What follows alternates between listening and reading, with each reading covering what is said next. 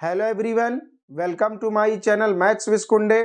हम लोगों ने 3 डायमेंशनल ज्योमेट्री का कोर्स स्टार्ट कर दिया था और इसमें हम लोगों ने सबसे पहली क्लास में जो सबसे पहला लेक्चर हुआ था उसमें हम लोगों ने स्ट्रेट लाइन एंड प्लेन्स ये टॉपिक स्टार्ट करा था।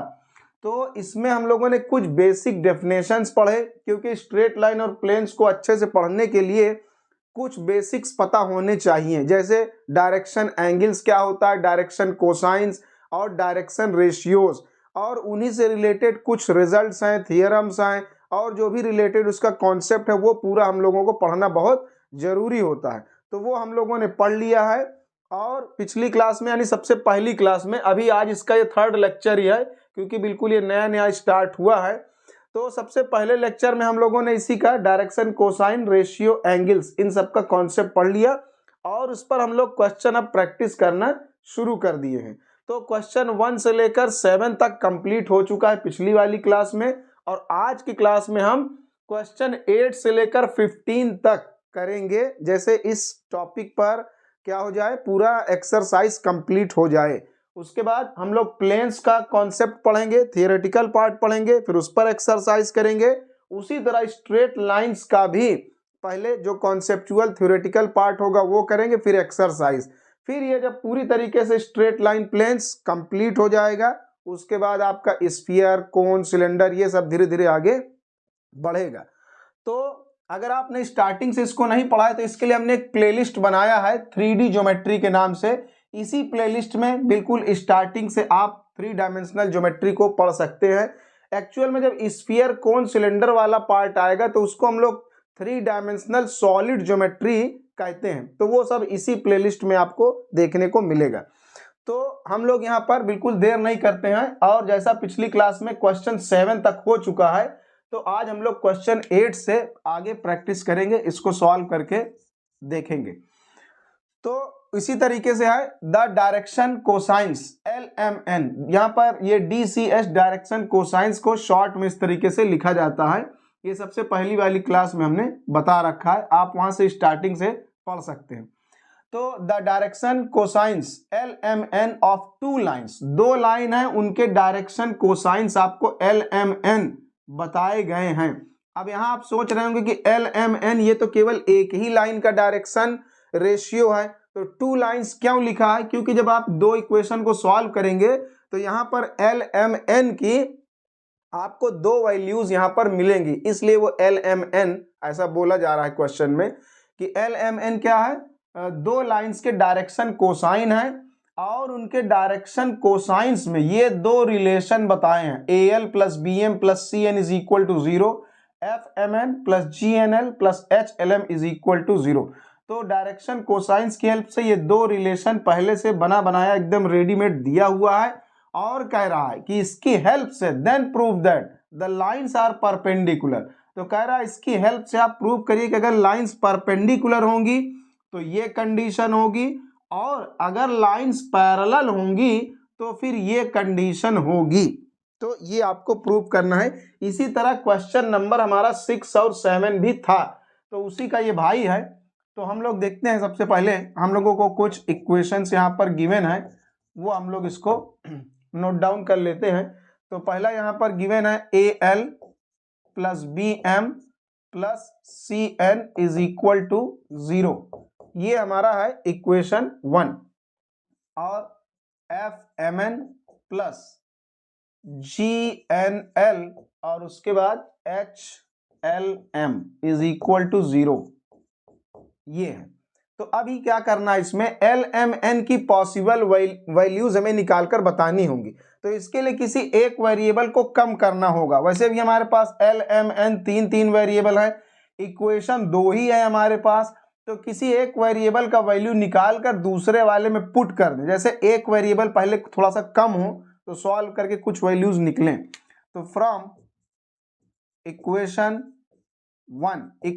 1 से हम n का वैल्यू निकालेंगे।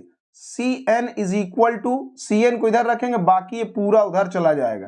तो माइनस का AL प्लस BM उस साइड आपका चला जाएगा, पूरा AL प्लस BM पूरा उधर हमने भेज दिया। तो तो n is equal to minus का AL plus BM and whole upon C। ये n का वैल्यू आप उठाकर पुट कर देंगे इक्वेशन 2 में। Putting this value in equation 1, equation 2 में आप इसको पुट करेंगे। 1 से निकाला है तो putting in equation 2 we get, तो इक्वेशन 2 में आप इसको रख देंगे। तो यहां पर जब पुट करेंगे तो ये माइनस में है, तो जब यहां पर n की जगह पुट करेंगे तो ये माइनस में हो जाएगा। तो माइनस का FM ये अपनी जगह पर पड़ा रहेगा और n की जगह पर AL plus BM and whole upon C ये आ जाएगा। इसमें भी n है तो यहां भी पुट करेंगे तो ये भी माइनस में हो जाएगा, माइनस का G और n की जगह पर आपके पास आ जाएगा AL plus BM and whole upon C। L अपनी जगह पर वैसे ही चुपचाप पड़ा रहेगा, इसको हम कुछ नहीं करेंगे। प्लस का HLM इज इक्वल टू 0 ये बना। तो n का वैल्यू हम लोगों ने AL plus BM upon C put कर दिया। अब जो भी सॉल्व हो रहा है आराम से इसको हम लोग सॉल्व कर ले रहे हैं, इसको अंदर हम लोग मल्टीप्लाई कर देंगे। तो यहाँ पर आसान ये होगा कि हम लोग माइनस कॉमन ले लें, यहाँ दो जगह माइनस है, माइनस कॉमन लेंगे तो यहाँ पर केवल माइनस बचेगा और आराम हो जाएगा। तो अगर हम लोग यहाँ पर पूरे में माइनस से मल्टीप्लाई कर दें तो ये माइनस वाले दोनों प्लस में हो जाएंगे और प्लस वाला माइनस में हो जाएगा, तो ये बहुत बढ़िया सुंदर हो जाएगा। तो ये हमारा है FM AL प्लस BM और ये भी प्लस में हो जाएगा। यहां से G और L को हम एक साथ लिख ले रहे हैं, G और L को हमने इकट्ठा लिख लिया। उसके बाद ये माइनस में हो जाएगा, HLM और LCM ले लेंगे तो यहाँ C है, यहाँ C है, LCM लेंगे तो C यहाँ पहुंच जाएगा और उसके बाद C होल के अपॉन में आएगा। जब होल अपॉन C, भाई LCM लेंगे तो पहले यहाँ पहुंचेगा, होल अपॉन C इक्वल में 0 है, तो जब पूरे के अपॉन में C आएगा तो वो 0 में जाकर मल्टीप्लाई होकर खेल खत्म उसका। उसके बाद अंदर मल्टीप्लाई इसको हम लोग कर देंगे तो ये हो जाएगा FAML। जहां पर जरूरत होगी, मतलब जहां पर एक साथ दिखेगा हम LMN को एक साथ ही लिखेंगे। तो FAML, ML को साथ लिखना है तो थोड़ा ज्यादा कन्वीनियंट रहेगा। उसके बाद FBM इंटू M स्क्वायर, इसी तरीके से GA, अब यहाँ LL मिल गया तो L स्क्वायर हो गया। उसी तरीके से GB LM हो गया तो LM हम एक साथ लिख लेंगे, माइनस का यहाँ पर HC और LM, ये हम लोगों ने करा। अब देखते हैं यहां से क्या हम लोगों का कॉमन हो सकता है। तो यहां से एक L स्क्वायर वाला है, इसको हम सबसे पहले लिखेंगे। अब इसको हम L के डिक्रीजिंग पावर में अरेंज करेंगे तो यहां पर ये हमारे पास L स्क्वायर GA और L स्क्वायर वाला तो कहीं नहीं लिखा, एक जगह L स्क्वायर वाला है, ये वाला। उसके बाद LM वाला देखते हैं कहाँ है, ये LM है, ये LM है और ये LM है। तो LM यानी L का पावर 1, L के डिक्रीजिंग ऑर्डर में हम लिख रहे हैं, पहले L का पावर 2 वाला और उसके बाद L का पावर 1 के लिए, ये हमारा L है, L का पावर 2। तो पहले L स्क्वायर वाला होगा और उसके बाद LM वाला। तो यहां से LM या ML है, LM निकाल लिया आपने तो बचा FA प्लस एक LM ये है, एक यहाँ भी LM है, यहाँ से LM निकल जाएगा तो बचेगा GB और यहाँ से LM निकल जाएगा तो माइनस का HC, ये हो गया। और लास्ट में तो L स्क्वायर वाला, फिर L वाला, फिर विदाउट L जिसमें L ना हो, तो एक ये लास्ट में टर्म बचा हुआ है FB into M square is equal to 0, ये है आपके पास एक टर्म इस तरीके से ये। तो अब आपने यहां पर देखा पहले L स्क्वायर है, फिर L है, फिर L गायब, मतलब L के डिक्रीजिंग पावर में हमने यहां पर लिखा। तो ये L स्क्वायर का भी क्वाड्रेटिक इक्वेशन दिख रहा है। हम पूरे में एम स्क्वायर से डिवाइड करेंगे, एम स्क्वायर से पूरे में डिवाइड कर देंगे। तो ये पहला वाला बन जाएगा L square by M square. M square से करना है तो एम स्क्वायर यहां आएगा तो L square by M square, और इंटू में जी ए अपनी जगह पर लिखा हुआ है। यहां भी एम स्क्वायर से डिवाइड करेंगे तो एक एम कैंसिल हो जाएगा तो नीचे एक एम बचेगा, तो एल बाई एम, और ब्रैकेट में आपके पास क्या बचा, F A plus G B minus का ये आपके पास एच सी है, ये आपके पास एच है, एच सी, और प्लस का एफ बी आपके पास बचा इक्वल में 0, क्योंकि एम स्क्वायर से हमने पूरे में डिवाइड कर दिया है, ये बन गया। अब आप यहां पर देखिए ये एल बाई एम का क्वाड्रेटिक इक्वेशन बना, जैसे आप यहां देखते हैं A X square plus B X plus C is equal to 0। पहले यहाँ x का पावर 2 है, फिर x का पावर 1, फिर x गायब। उसी तरह x की जगह आपके पास यहाँ पर l अपॉन m है, तो यहाँ l बाई m का होल स्क्वायर है, ये इसको आप l बाई m का होल स्क्वायर लिख सकते हैं। तो ये l बाई m है होल स्क्वायर, फिर l बाई m, जैसे यहाँ पर एक सिंगल x है, फिर l बाई m गायब। इसका मतलब ये l बाई m के फॉर्म में क्वाड्रेटिक इक्वेशन है। तो अब आप यहां पर देखिए जैसे ये क्वाड्रेटिक इक्वेशन है तो इसके दो रूट्स निकलेंगे, x के हिसाब से x1 और x2, जिसको आप अल्फा बीटा भी कभी कभी लिख देते हैं। तो अगर ये x का मतलब ये क्वाड्रेटिक इक्वेशन है तो इसके दो रूट निकलेंगे, x1 और x2, जो हम लोग हमेशा से नोटेशन देते आए हैं। तो उसी तरह अगर ये l बाई m के फॉर्म में लिखा है तो इसके पहले रूट को हम क्या लिख सकते हैं, L1 बाई M1, और दूसरे वाले को L2 बाई M2। जैसे x के लिए x1 x2 लिखा गया, वैसे l बाई m के लिए उसी तरह यहाँ भी 1 1 और 2 2 लगा दिया गया है, मतलब एक नोटेशन लगा दिया गया कि ये पहला रूट है और ये दूसरा रूट है। तो ये हम लोग यहाँ पर चीजें ध्यान रखेंगे और इसी के हिसाब से क्वेश्चन करेंगे। तो अब तो हम लोगों को यहाँ पर बताया गया है प्रूफ में दो चीजें हम लोग को प्रूफ करनी है, एक परपेंडिकुलर के लिए और दूसरा पैरेलल के लिए।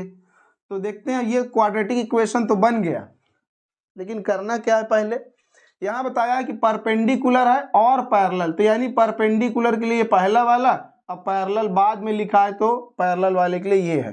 तो हम लोग यहाँ पर केस 1 पहले परपेंडिकुलर के लिए फिर पैरेलल के लिए करेंगे। तो केस 1 में क्या है, इफ द लाइन्स आर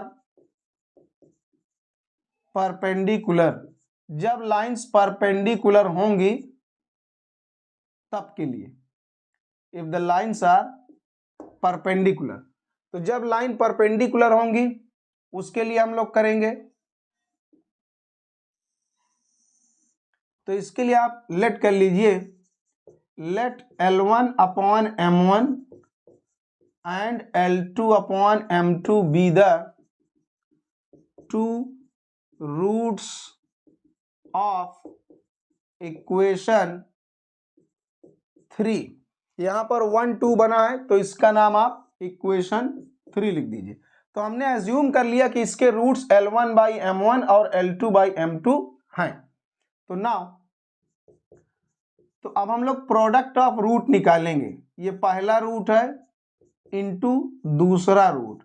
तो प्रोडक्ट ऑफ रूट के लिए क्या फार्मूला है, प्रोडक्ट ऑफ रूट के लिए फार्मूला हम लोग पढ़ते हैं C अपॉन A, जैसे आप क्लास 10th में पढ़ते थे अल्फा इंटू बीटा के लिए C अपॉन A, तो ये अल्फा ये बीटा है।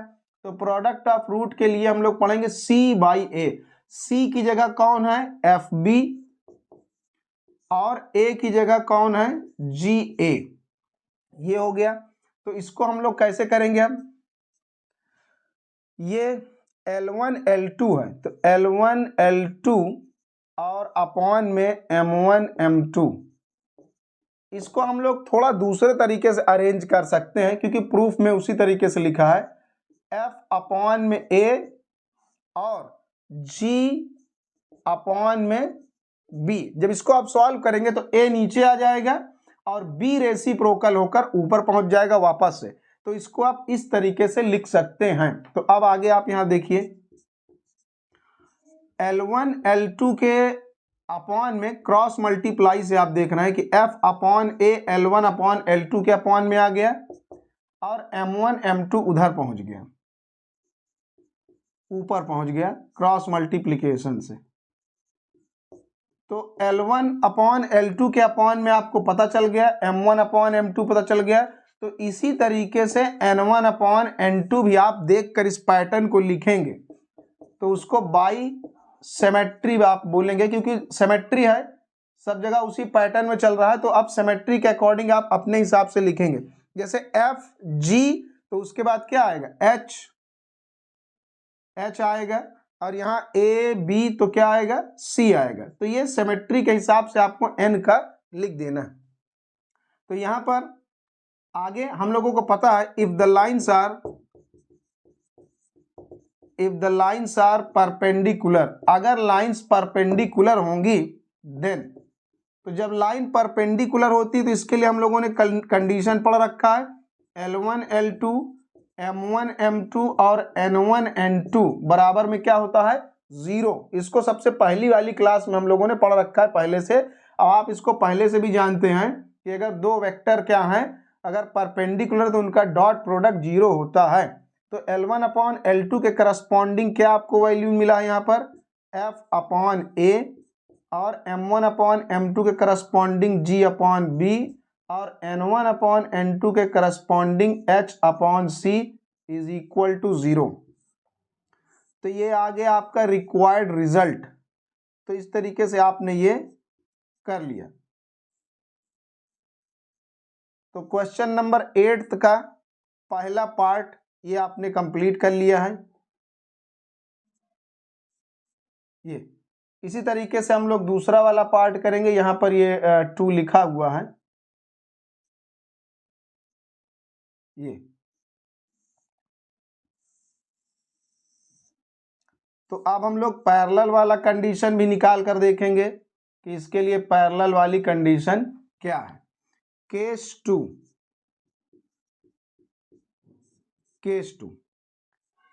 टू में क्या है, इफ द लाइंस आर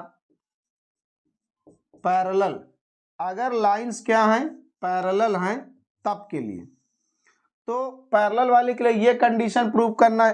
तो अगर लाइन पैरेलल होती है तो दोनों रूट्स क्या होते हैं, कोइंसिडेंट, मतलब दोनों रूट बराबर होंगे। इसका मतलब जब क्वाड्रेटिक इक्वेशन का ग्राफ बनाया जाएगा, जैसे हम लोग क्या पढ़ते हैं इसमें, जैसे कोई क्वाड्रेटिक इक्वेशन का आपने ग्राफ बनाया तो एक्स एक्सिस को इसने इस पॉइंट और इस पॉइंट पर कट करा, तो ये x1 है और ये x2 है, इस तरीके से ये होगा।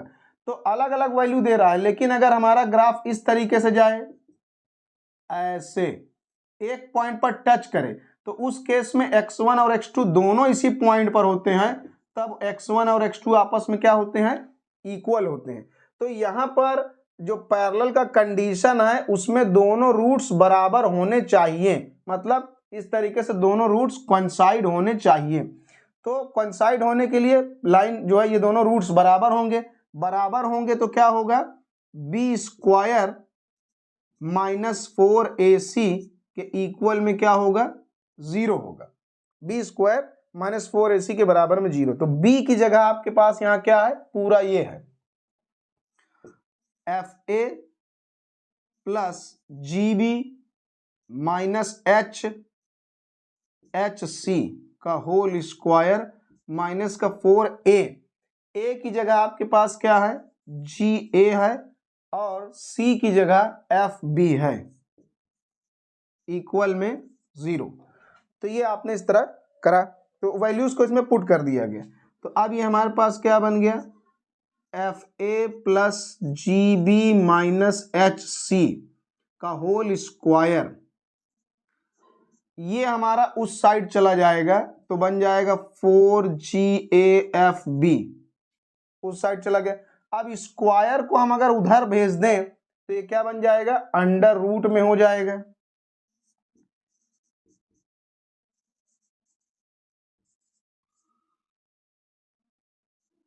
अब इसका स्क्वायर रूट ले लेंगे तो स्क्वायर उधर जाएगा तो अंडर रूट बना लेगा। तो जब अंडर रूट हो जाएगा तो ये क्या बन जाएगा, 4 का स्क्वायर रूट तो 2 आएगा, 2 और अंडर रूट में आपके पास एफ ए और इंटू में जी बी। यहाँ पर वो हमने अपने हिसाब से अरेंज कर लिया क्योंकि यहाँ एफ ए और जी बी साथ में है, तो एफ ए और जी बी को हमने ये कर लिया। तो अंडर रूट हो जाएगा स्क्वायर, मतलब अंदर दोनों साइड क्या करना है, स्क्वायर रूट ले लेना है, स्क्वायर रूट बोथ साइड।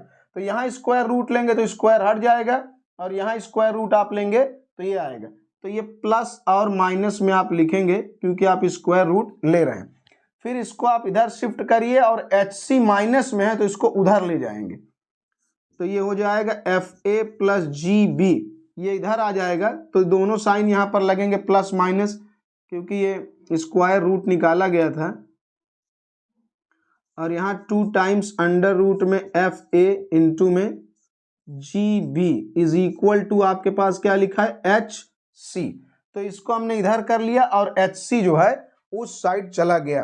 अब इसको आप क्या लिख सकते हैं, इसको आप लिखिए अंडर रूट में F A plus minus under root में जी बी का whole square is equal to H सी।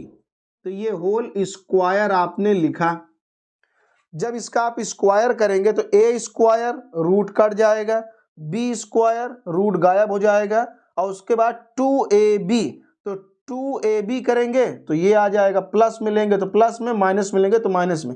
इसलिए यहाँ पर हमने दोनों साइन लगा रखा है प्लस माइनस, क्योंकि यहाँ भी दोनों साइन लगे हैं। एक बार प्लस के लिए एक्सपेंड होगा तो ये प्लस वाला आएगा, एक बार माइनस लगाकर एक्सपेंड करेंगे तो माइनस में आएगा। अब ये इसको फिर अब दोबारा से हम दोनों तरफ स्क्वायर रूट लेंगे, स्क्वायर रूट बोथ साइड। तो जब इधर तरफ स्क्वायर रूट लेंगे तो यहाँ का स्क्वायर गायब हो जाएगा। तो अंडर रूट में एफ ए प्लस माइनस का अंडर रूट में जी बी,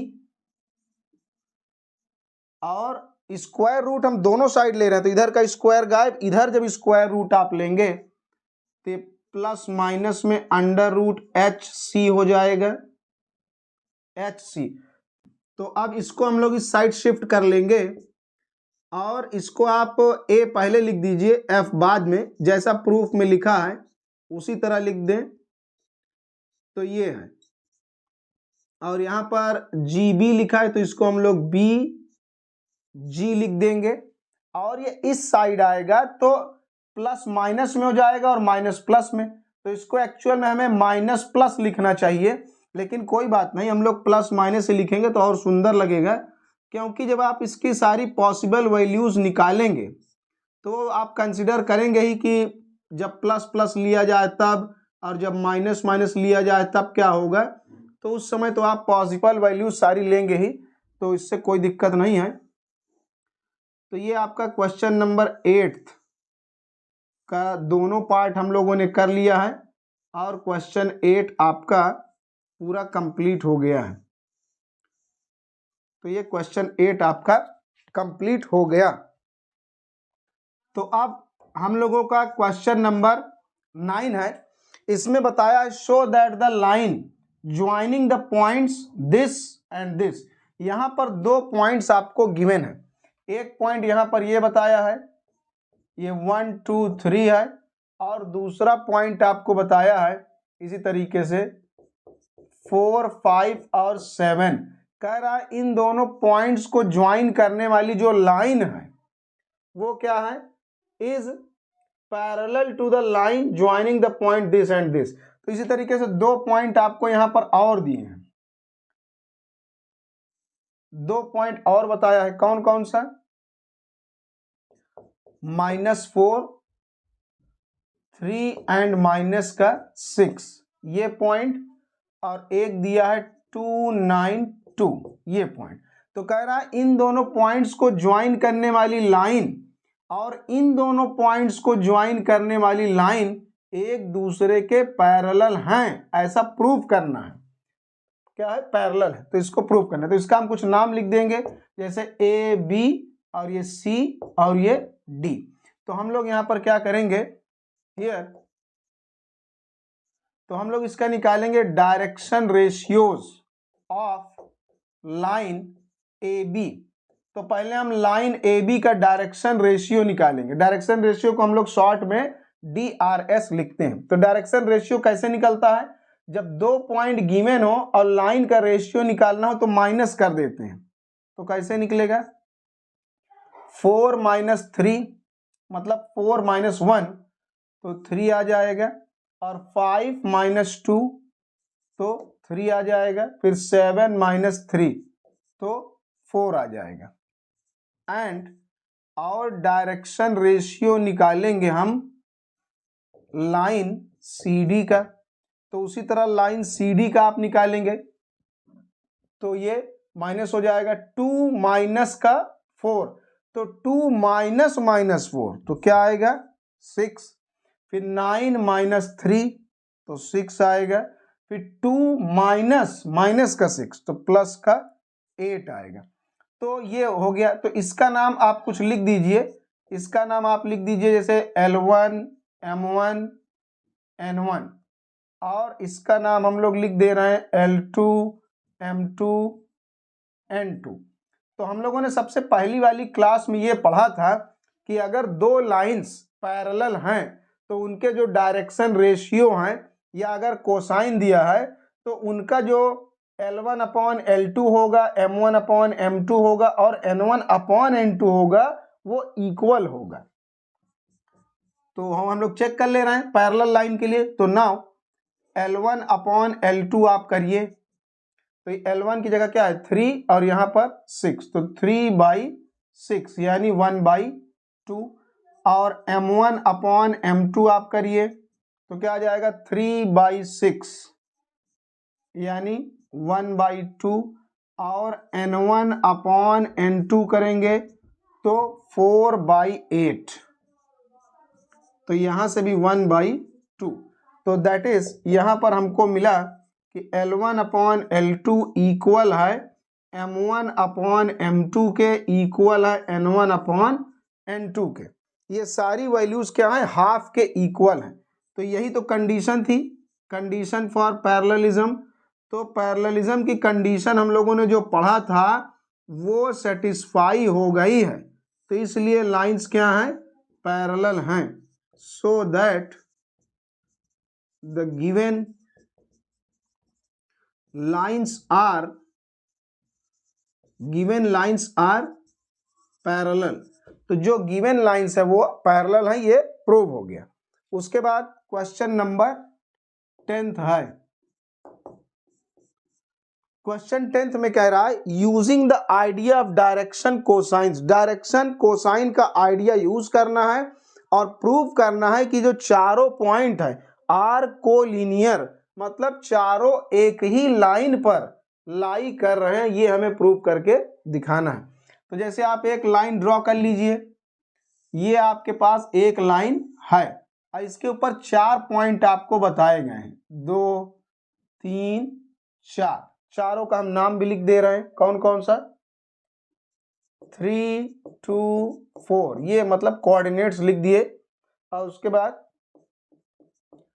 4 5 2 और 5 8 0 और 2 -1 6। तो यहाँ पर 4 पॉइंट है, इनका नाम A B C और D हम लोग लिख दे रहे हैं। तो ये चारों पॉइंट है, कौन किस ऑर्डर में होगा वो कोई पता नहीं है, लेकिन कोई बात नहीं, ये हम लोग आराम से ऐसा लिख लिए। तो अब डायरेक्शन कोसाइन का आइडिया यूज करके इसे प्रूव करना है कि चारों एक ही लाइन पर लाई करते हैं। ये तो हमने अज्यूम किया कि अगर कोलिनियर होंगे तो ऐसा होगा। तो कैसे प्रूव करेंगे कि चारों एक ही पॉइंट पर हैं, ये तो हम लोग पहले ही बना लिए कि भाई होगा। तो अगर होगा तो ऐसा दिखेगा। तो क्या करेंगे हम लोग का आइडिया क्या है, कैसे करें, पहले हम A और B इन दोनों पॉइंट्स को लेकर डायरेक्शन कोसाइन निकालें, मतलब लाइन AB का। उसके बाद C और D को लेकर अगर हम लोग डायरेक्शन कोसाइन निकालें, मतलब लाइन CD का। तो अगर AB का जो डायरेक्शन कोसाइन है और CD का डायरेक्शन कोसाइन है अगर सेम आया तो इसका मतलब ये होगा कि जो ए बी लाइन सेगमेंट है और सी डी लाइन सेगमेंट है ये इसी लाइन पर लाई कर रहे होंगे, मतलब फिट बैठ जाएंगे। इसका मतलब ए बी जिस लाइन को रिप्रेजेंट करेगा उसी लाइन को सी डी भी रिप्रेजेंट करेगा, क्योंकि किसी एक लाइन का एक ही डायरेक्शन कोसाइन होता है। तो हम चाहे ए बी से डायरेक्शन कोसाइन निकालें चाहे सी डी से, अगर सेम डायरेक्शन कोसाइन यहां से और यहां से मिला, इसका मतलब यही हुआ कि दोनों डायरेक्शन कोसाइन एक ही लाइन को रिप्रेजेंट कर रहे थे। इसका मतलब चारों एक ही पॉइंट पर लाई कर रहे होंगे। तो सबसे पहले हम लोग यहां पर निकालेंगे direction ratio of line A B. तो पहले ए बी का निकालें, ए बी का डायरेक्शन रेशियो निकालें। तो कैसे निकलेगा? डायरेक्शन रेशियो निकालने के लिए माइनस कर देते हैं। अगर दो पॉइंट को मिलाने वाली लाइन का रेशियो निकालना है तो आप इसको माइनस करेंगे। तो 4 में से 3 जाएगा 1, और 5 में से 2 जाएगा 3, और 2 में से 4 जाएगा माइनस का 2। तो अब ये डायरेक्शन रेशियो है, तो इसका डायरेक्शन कोसाइन भी आप निकाल सकते हैं। तो direction cosine of line A B, तो डायरेक्शन कोसाइन इसका कैसे निकलेगा? डायरेक्शन कोसाइन निकालने के लिए आप इसको मॉडुलस से डिवाइड कर देते हैं। तो इसका मॉडुलस निकालेंगे तो यहाँ से आ जाएगा 1, और यहाँ से 9, और यहाँ से 4, मतलब अंडर रूट में निकाला जाता है। अंडर रूट में 1 का स्क्वायर प्लस 3 का स्क्वायर प्लस -2 का स्क्वायर। तो क्या आ जाएगा? 1 का स्क्वायर तो 1 आएगा, मॉडुलस आप निकालेंगे ये 1, और यहाँ से 3 का स्क्वायर और -2 का स्क्वायर। तो ये 1 और 9 और 4, तो 9 4 13 और 1 14, 14 आएगा। तो 1/√14 और 3/√14 और -2/√14। तो ये ए बी का आपने डायरेक्शन कोसाइन निकाला। एंड उसी तरह पहले हम डायरेक्शन रेशियो निकालेंगे लाइन सी डी का। तो लाइन सी डी का निकालिए। तो 2 में से 5 जाएगा तो माइनस का 3, और उसके बाद 1 में से 8 को आप घटाएंगे तो माइनस का 9 आ जाएगा, और उसके बाद 6 में से ये 0 जाएगा तो 6 आ जाएगा। फिर ये डायरेक्शन रेशियो है। उसके बाद direction cosines of line A B आप निकालेंगे, मतलब सी डी निकालेंगे। तो इसका भी मॉडुलस अंडर रूट में कितना होगा, ये इसका निकाल लीजिए। इसका स्क्वायर करेंगे तो 9, फिर उसके बाद ये 81 और इसका 36।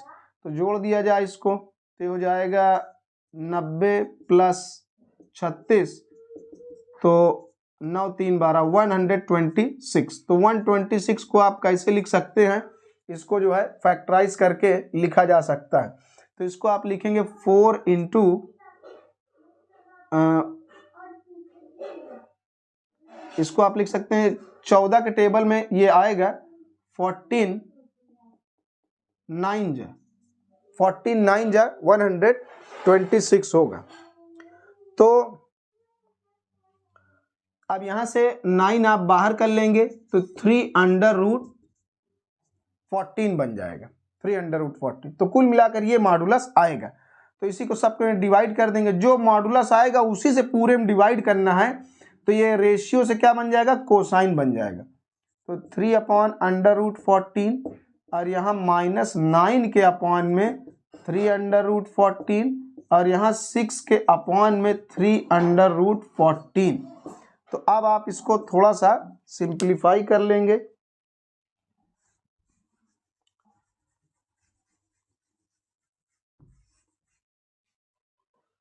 तो इसको आप सिंप्लीफाई करेंगे, 3 3 कैंसिल हो जाएगा, तो माइनस का 1/14, और यहाँ से ये कैंसिल हो जाएगा तो माइनस का 3/√14, और ये 3 2 जा तो 2/√14। तो ये बना। या तो आप इसको ऐसे भी लिख सकते हैं, सबका साइन चेंज करके भी आप लिख सकते हैं, कोई दिक्कत वाली बात नहीं। सबका साइन आप चेंज कर देंगे तो 1/√14 और 3/√14 और -2/√14। 14। सबका साइन चेंज करके भी आप लिखेंगे तो सेम डायरेक्शन कोसाइन को रिप्रेजेंट करेगा। तो अब आप यहां पर देख रहे हैं कि जो डायरेक्शन कोसाइन ए बी का आया है वही सी डी का आया है। इसका मतलब ये हुआ कि ए और बी जिस लाइन को रिप्रेजेंट कर रहे हैं सी और डी भी उसी लाइन को रिप्रेजेंट कर रहे हैं। ये तभी पॉसिबल है जब चारों पॉइंट एक ही लाइन पर लाई करें। So that the points A B C and D are collinear. ये कोलिनियर है because A B and C D have same direction cosines. क्योंकि ए बी और सी डी का सेम डायरेक्शन कोसाइन आया है इसलिए ए बी सी और डी पॉइंट चारों एक ही लाइन पर लाई करेंगे। तो ये इस तरीके से प्रूव हो जाएगा। तो क्वेश्चन 10 आपका कंप्लीट हो गया। तो अब क्वेश्चन नंबर 11 है हमारा। क्वेश्चन 11 में बोल रहा है if theta be the angle between the two lines. दो लाइन है उनके बीच का एंगल थीटा बताया हुआ है। जैसे यहाँ पर दो लाइन से एक लाइन ये है और एक लाइन ये है और इनके बीच का एंगल थीटा बताया गया है। पहली वाली लाइन का जो डायरेक्शन कोसाइन है वो L1 M1 N1 है और दूसरी वाली लाइन का जो डायरेक्शन कोसाइन है L2 M2 और N2 है। तो बोल रहा है कि लाइंस का डायरेक्शन कोसाइन गिवन है तो इनके एंगुलर बाइसेक्टर जो हैं, अब इसके दो जगह एंगल आपको देखने को मिलेंगे। एक ये एंगल है एक्यूट एंगल और इन्हीं दोनों लाइन के बीच में बना हुआ ये ऑब्ट्यूस एंगल है। तो इस वाले एंगल को भी एक लाइन क्या करेगी बाइसेक्ट करेगी, यानी इस एंगल को दो इक्वल पार्ट में डिवाइड करेगी। तो ये क्या है एंगल बाइसेक्टर, एक ये है पहला एंगल बाइसेक्टर ये है और दूसरा ये ऑब्ट्यूस एंगल इन्हीं दोनों लाइंस के बीच में बन रहा है। ये पहली लाइन दूसरी लाइन के बीच में ये ऑब्ट्यूस एंगल है तो इस वाले एंगल का भी एंगल बाइसेक्टर होगा। तो ये दूसरा वाला एंगल बाइसेक्टर है। तो हमें प्रूव करके दिखाना है कि पहले वाले यानी एक एंगुलर बाइसेक्टर का डायरेक्शन कोसाइन ये होगा और दूसरा वाला जो एंगल बाइसेक्टर है उसका डायरेक्शन कोसाइन ये होगा। ये हमें प्रूव करके दिखाना है कि लाइंस का रेशियो, लाइंस का डायरेक्शन कोसाइन दिया है तो उनके जो एंगल बाइसेक्टर्स हैं यानी पहला नंबर और दूसरा नंबर उनके डायरेक्शन कोसाइन ये और ये होंगे। क्योंकि दो हैं तो ये पहला वाला मान लीजिए इसका है तो दूसरा वाले का ये होगा। तो इस तरीके से प्रूव करके दिखाना है कि एंगल बाइसेक्टर का डायरेक्शन कोसाइन ये और ये हैं। तो फिर हम लोगों को एक चीज पहले ही हम लोगों को मालूम है, इसमें हम लोगों ने पिछले क्लास में जब कॉन्सेप्ट और थियरी इसका पढ़ रहे थे तो हम लोगों ने यहाँ पर पढ़ा था we know that the direction ratios, direction ratios को हम लोग शॉर्ट में DRS लिखते हैं। तो we know that the direction ratios of the angle bisectors of two lines are given by। अगर दो लाइन का डायरेक्शन कोसाइन पहले से दिया है और उनके डायरेक्ट जो एंगल बाइसेक्टर्स हैं तो एंगल बाइसेक्टर्स का डायरेक्शन रेशियो उसके लिए हम लोगों ने पिछले क्लास में डेरिवेशन करा था जब सबसे इसकी पहली क्लास हुई थी तो उसमें तो ये हम लोगों ने पढ़ा था कि इसका जो डायरेक्शन रेशियो होता है वो ये होता है।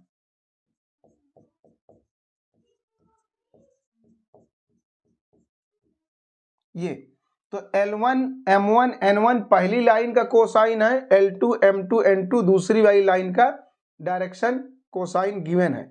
तो उनके जो एंगल बाइसेक्टर के डायरेक्शन रेशियो हैं वो ये और ये होंगे। एक बार प्लस करके लेना है और एक बार माइनस करके लेना है। तो हम लोग यहाँ पर केस 1 पहले लेंगे। जब हम लोग L1 प्लस L2, मतलब प्लस का साइन लेंगे तब, तो एक बार हम लोग प्लस का साइन लेंगे और एक बार माइनस का साइन हम लोग लेंगे। ये एक बार प्लस का साइन लिया गया और एक बार माइनस का साइन लिया गया। तो ये तो डायरेक्शन रेशियो है, लेकिन हमसे पूछा है डायरेक्शन कोसाइन। तो डायरेक्शन रेशियो को डायरेक्शन कोसाइन में कैसे चेंज करा जाएगा, उसके लिए हम लोग क्या करते हैं, मॉडुलस से डिवाइड करते हैं। सिंपल काम, अगर डायरेक्शन रेशियो पता है तो फिर मॉडुलस से डिवाइड करेंगे तो डायरेक्शन कोसाइन आ जाएगा। तो इसका डायरेक्शन कोसाइन कैसे निकलेगा, मॉडुलस से डिवाइड करना होगा। तो मॉडुलस कैसे निकलेगा, अंडर रूट में L1 प्लस L2 का होल स्क्वायर और M1 प्लस M2 का होल स्क्वायर और उसके बाद N1 प्लस N2 का होल स्क्वायर। यही करना है, मॉडुलस इसी तरीके से निकलेगा, अंडर रूट में इसका स्क्वायर प्लस इसका स्क्वायर प्लस इसका स्क्वायर। तो ये मॉडुलस निकाल के हर एक जो है टर्म में डिवाइड करेंगे, इसमें भी इसमें भी इसमें भी, तो वो डायरेक्शन रेशियो से क्या बन जाएगा, डायरेक्शन कोसाइन बन जाएगा। तो अब इसी तरह M1 प्लस M2 के अपॉन में भी सेम यही चीज लिखना होगा, सेम यही चीज लिखना होगा। और उसी तरह N1 प्लस N2 के अपॉन में भी सेम यही चीज लिखना होगा, क्योंकि ये मॉडुलस है। लेकिन अब इस मॉडुलस को हमें थोड़ा सा कैलकुलेट करना होगा। इसका नाम हम कुछ लिख दे रहे हैं, नंबर 1 डाल दे रहे हैं। अब ये मॉडुलस को हम लोग थोड़ा सा अलग से कैलकुलेट करेंगे, उसके बाद इसी में पुट कर देंगे। तो पहले इसको हम लोग कैलकुलेट करते हैं थोड़ा मॉडुलस की वैल्यू को। तो नाउ तो इसको जब हम लोग कैलकुलेट करेंगे तो ये क्या बनेगा, L1 square plus L2 square plus 2L1 L2, और उसी तरीके से ये बनेगा M1 square plus M2 square plus 2M1 M2, और इसी तरीके से ये बनेगा N1 का स्क्वायर N2 का स्क्वायर प्लस 2N1 N2, ये बनेगा। अभी हम लोग मॉडुलस अलग से कैलकुलेट कर ले रहे हैं, क्योंकि थोड़ा सा कैलकुलेशन करना होगा, और कैलकुलेट करने के बाद यहाँ यहाँ और यहाँ पुट कर देंगे। तो अभी ये क्या बनेगा, L1 square M1 square N1 square, इसको हम एक साथ इकट्ठा कर लेंगे, L1 स्क्वायर M1 स्क्वायर और N1 स्क्वायर। उसी तरह से L2 स्क्वायर M2 स्क्वायर और N2 स्क्वायर को इकट्ठा कर लेंगे, और यहाँ जो 2 है, यहाँ पर यहाँ और यहाँ 2 सब जगह से कॉमन लेंगे। तो L1 L2 M1 M2 और N1 N2, ये हम लोगों ने 2 कॉमन ले लिया। अब हम लोगों को पता है कि डायरेक्शन कोसाइंस के स्क्वायर का सम कितना होता है, 1 होता है। तो यहाँ पर पहली वाली लाइन के लिए भी जैसे हम लोगों ने पढ़ा L square plus M square plus N square 1 होता है, तो ये पहली लाइन के डायरेक्शन कोसाइन के स्क्वायर का सम है, तो ये 1 हो जाएगा, और ये भी हमारा 1 हो जाएगा। और इसकी जगह पर क्या आएगा ये हमें देखना है। तो अब यहाँ पर आप देखिए, हम लोगों को एक चीज पता है कि अगर दो लाइंस के बीच में एंगल निकालना है, ये कॉस थीटा, तो उसके लिए क्या फॉर्मूला लगाया जाता है। तो उसके लिए फॉर्मूला हम लोग लगाते हैं vector A dot B upon A का मॉड B का मॉड, यही हम लोग करते हैं। ये फॉर्मूला होता है दो लाइंस के बीच में एंगल निकालने का। तो डॉट प्रोडक्ट ऊपर करना है और दोनों का मॉडुलस नीचे। तो पहली वाली लाइन का ये डायरेक्शन कोसाइन है और दूसरे वाली लाइन का ये, तो इनका पहले डॉट प्रोडक्ट होगा। तो डॉट प्रोडक्ट कैसे होगा, L1 का L2 के साथ प्लस M1 का M2 के साथ और प्लस N1 का N2 के साथ, और अपॉन में A का मॉड B का मॉड। तो ये हम लोग जान रहे हैं कि ये डायरेक्शन कोसाइंस है। डायरेक्शन कोसाइंस का स्क्वायर का सम हमेशा क्या होता है, 1 होता है, क्योंकि डायरेक्शन कोसाइन का अगर आप मॉडुलस निकालेंगे तो हमेशा कितना आता है 1 आता है, क्योंकि आप यहाँ पर जान रहे हैं जब आप लिखेंगे इसका मॉडुलस निकालेंगे तो अंडर रूट में L1 square plus M1 square plus N1 square आएगा। ये चाहे तो आप यहाँ लिख सकते हैं L1 स्क्वायर M1 स्क्वायर और N1 स्क्वायर, और दूसरे वाले का मॉडुलस आप निकालेंगे L2 का स्क्वायर M2 का स्क्वायर और N2 का स्क्वायर, ये आप लिखेंगे तो इसका मॉडुलस क्या हो जाएगा, इसकी वैल्यू 1 है, इसकी वैल्यू भी 1 है। जैसे हम लोगों ने यहाँ पर अभी 1 और 1 पुट किया तो कुल मिलाकर नीचे क्या आएगा 1 इंटू 1, तो 1 ही आएगा। तो कॉस थीटा के बराबर में L1 L2 plus M1 M2 plus N1 N2 ही आएगा। तो यहाँ से एक समझने वाली बात यह है कि अगर आपको डायरेक्शन कोसाइंस गिवन है तो ये नीचे वाला टर्म लिखने की कोई जरूरत होती ही नहीं है, सीधा इनका डॉट प्रोडक्ट कर देना है बस, L1 L2 M1 M2 N1 N2, बस हो गया कॉस थीटा तुरंत तत्काल। मॉडुलस से डिवाइड करने की जरूरत तब पड़ती है जब ये डायरेक्शन रेशियो गिवन हो, क्योंकि डायरेक्शन कोसाइन का मॉडुलस अपॉन में हमेशा क्या आता है 1 ही आता है। तो इसलिए ये अंडरस्टूड है कि अगर आपको डायरेक्शन कोसाइन गिवन है तो आप मॉडुलस निकालने में अपना टाइम आप खराब मत करिए, बस डायरेक्ट दोनों का डॉट प्रोडक्ट कर दीजिए बस। जैसे L1 L2 M1 M2 N1 N2 ये डॉट प्रोडक्ट कर दिया, बीच का एंगल cos थीटा निकल आया। अगर रेशियो दिया है तब आप मॉडुलस से डिवाइड करिए, कोसाइन में करेंगे तो नीचे 1 1 आएगा तो कोई फायदा नहीं मिलेगा। तो कुल मिलाकर आपने देखा कि ये इसकी वैल्यू क्या है, यहां से आपने देखा L1 L2 M1 M2 और N1 N2, इसकी जगह पर cos थीटा, तो यहां पर ये आ गया आपका cos ऑफ थीटा। अब ये 1 1 कितना हो गया आपके पास 2, 2 प्लस 2 cos थीटा, तो आप यहां से 2 कॉमन ले लेंगे तो 1 प्लस cos ऑफ थीटा बनेगा ये। अब उसके बाद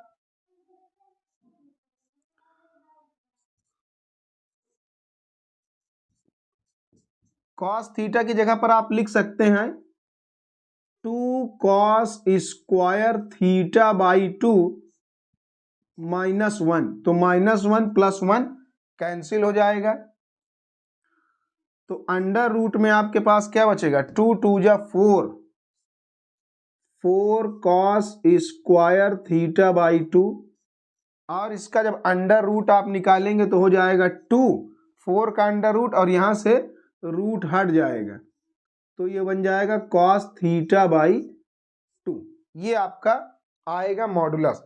तो ये जो नीचे अपॉन में था इसको हम लोगों ने कैलकुलेट कर लिया, 2 cos थीटा बाई 2 आ जाएगा। तो यहां तक हम लोगों ने कर लिया। अब इसके बाद थोड़ी सी जगह यहां हम लोग बना ले रहे हैं। इसके बाद आप यहां पर देखिए,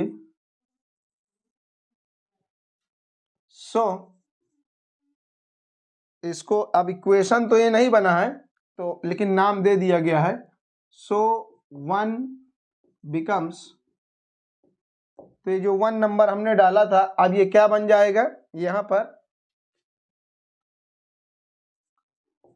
L1 प्लस L2, ये मॉडुलस हम लोगों ने कैलकुलेट कर लिया है, वो आया है 2 cos थीटा बाई 2 और M1 प्लस M2, यहाँ पर 2 cos थीटा बाई 2 और N1 प्लस N2 अपॉन में 2 cos थीटा बाई 2। तो ये आपका जो इसका पहला वाला पार्ट है ये रिक्वायर्ड सॉल्यूशन आपका आ जाएगा। इसी तरीके से फिर इसका हम केस 2 भी कैलकुलेट करके आपको दिखाते हैं, बस उसमें केवल मॉडुलस आपका ये चेंज होगा, बाकी सब कुछ बिल्कुल वैसे ही रहेगा। तो ये इसका क्वेश्चन जो 11 है इसका ही आपने ये वाला प्रूफ जो है कर लिया है। तो अब इसी का केस 2 है या पार्ट 2 समझ लीजिए। जब इसमें हम लोग एक बार हम लोगों ने प्लस लेकर किया, अब हम लोग माइनस लेकर करेंगे। माइनस लेंगे तो जो दूसरा वाला इसका एंगल बाइसेक्टर है उसके लिए डायरेक्शन रेशियो होगा। तो ये डायरेक्शन रेशियो है, ये डायरेक्शन रेशियो, लेकिन इसे कोसाइन बनाना है, तो कोसाइन बनाने के लिए इसको भी हम क्या करेंगे, मॉडुलस से डिवाइड करेंगे। तो now the direction cosines of the angle bisector is given by, तो ये तो डायरेक्शन रेशियो होता है, तो अब मॉडुलस से डिवाइड करेंगे तो क्या आएगा, डायरेक्शन कोसाइन आएगा। तो इसमें हम लोग मॉडुलस से डिवाइड करेंगे, तो इसका मॉडुलस कैसे निकलेगा, बिल्कुल वैसे जैसे हम लोगों ने पहले पार्ट में करा, L1 माइनस L2 का whole square plus M1 minus M2 का whole square plus N1 minus N2 का होल स्क्वायर। तो ये L1 माइनस L2 के अपॉन में, उसी तरह यही चीज M1 माइनस M2 के अपॉन में आएगा, सेम चीज, और यही N1 माइनस N2 के अपॉन में आएगा, यही सेम चीज, यही सेम मॉडुलस बार बार डिवाइड करने। तो इसी तरह तो किया जाता है, जब आपको डायरेक्शन रेशियो पता हो तो मॉडुलस निकाल के हर एक पार्ट में, इसमें भी, इसमें और इसमें सब में डिवाइड कर देते हैं। तो अब ये क्या बन जाता है, तो ये आपका बन जाता है डायरेक्शन कोसाइन, बस। तो अब यहाँ पर मॉडुलस को आपको अलग से थोड़ा सा हम लोग कैलकुलेट कर ले रहे हैं, तो ये मॉडुलस को अलग से हम लोग कैलकुलेट कर ले रहे हैं, उसके बाद इसे इंपुट कर देंगे, बस आंसर आ गया। इसमें कोई दिक्कत वाली बात नहीं है, जैसे पहले पार्ट में हमने करा केस 1 वाले में, उसी तरीके से।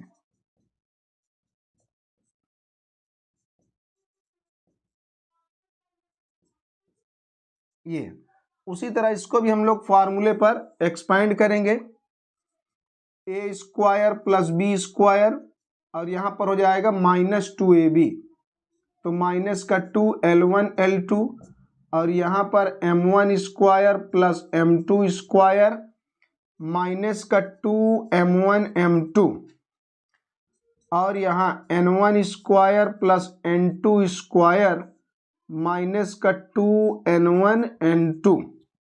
अब यहाँ भी वैसे ही L1 स्क्वायर, M1 स्क्वायर और N1 स्क्वायर, इसको हम लोग एक साथ इकट्ठा कर लेंगे, L1 स्क्वायर, M1 स्क्वायर और N1 स्क्वायर, और उसके बाद L2 स्क्वायर, M2 स्क्वायर और N2 स्क्वायर को एक साथ इकट्ठा कर लेंगे, और जहां जहां माइनस का 2 है वो कॉमन लेंगे, तो यहां से बचेगा L1 L2, और यहां से आपके पास आ जाएगा M1 M2, और यहां से आपके पास आ जाएगा N1 N2। तो ये क्या है, लाइन का, पहली वाली लाइन के डायरेक्शन कोसाइन के स्क्वायर का सम, तो ये 1 हो जाएगा, और ये भी आपका 1 हो जाएगा। तो यहां से 1 और यहां से 1, तो 1 प्लस 1 आपका क्या बनेगा, 2,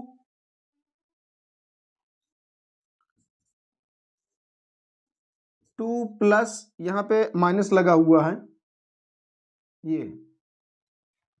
ये 1 और 1 मिला के 2 हो गया, उसके बाद यहां माइनस का